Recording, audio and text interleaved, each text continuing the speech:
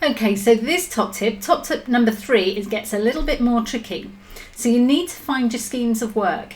Now, I know you're not all from this country, so what you need to do is find the name of your course, find the exam board, who sets the exam, and then go online, put their name in, and find their advice that they give to teachers to teach you. And in there, you will find a scheme of work. You could try putting scheme of work straight in, and you may come up with it. So I've got an example here. This is Edexcel, their schemes of work. And this is their biology one, happens to be separate science, and it tells you it's a 2-year scheme of work. Now, these have valuable information in them, but what they do, they go lesson by lesson telling you what needs to be learnt, and some whether there's maths involved or scientific skills involved, whether there's practical involved as well. Now, I'm only using biology here because it's the one I told you I was going to use because I know it so well, or science anyway. So what you need to do now, I'm not advocating that you print off the scheme of work because I am, after all, trying to save the world in not trying to chop all the trees down. Anyway, what you need to do here, as you learn each lesson, mark off, tick it off to say you've learnt it, but also make a note. Was it easy? Was it hard? Did you get the maths? Or was there something? Just any notes if they're useful. So when you come back to revise, this is going to be another revision tool for you. You're going to use to go through and work out where to put most of your effort. Top tip number 4, get to know your exams. Now we're getting a bit more difficult, even more here. So there is public information about all your exams. You need to know how long your exam is, how the marks are awarded, how many minutes per mark you have. All that information is going to help you. So again, this is an AQA, the AQA exam. It tells you that for the written papers here, they're both 1 hour 45 minutes long, and they're both worth 100 marks. So it's just about a minute a mark with 5 minutes settling down time. It tells you the topics that are going to be covered, the modules that are going to be covered. So it gives you a lot of information. So when you go into your exam, knowing that information builds your confidence. They're not going to catch you out with any modules that you haven't covered, and it helps settle you during your exam. So my top tip number 5 is practice makes perfect. Now, I can't tell you how much research has been done that shows that you need to go over your work at least 3 times for you to be able to extrapolate the information that you need to answer your questions. So you need to think about, where are you going to find this information? Where do you get past paper exam type questions? Well, your teacher's going to be the best source of information. Your teachers have lots of past papers, and all you have to do is ask them. 9 times out of 10, they'll give you a bundle that you can be working on. But let's think, if you're at home, where else can you get them? Because you don't just want what the teacher's got, which are probably going to be the last couple of years' exam questions.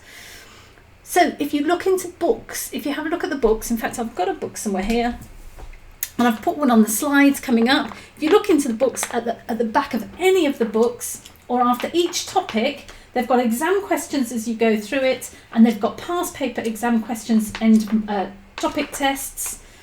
I did see that was some math skills, so that you can do some math skills tests, and there are lots and lots of past paper questions there. So that's one really good source.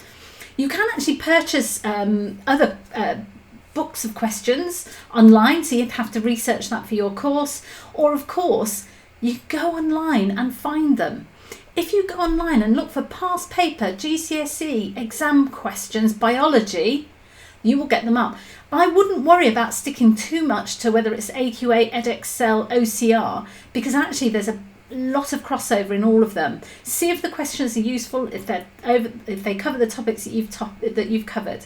But what I do suggest is you start building those questions. They don't all have to be done straight away, but build them up, because there again you've got your 3rd level of resources there. We've got 3 lots of revision resources already just from following these tips.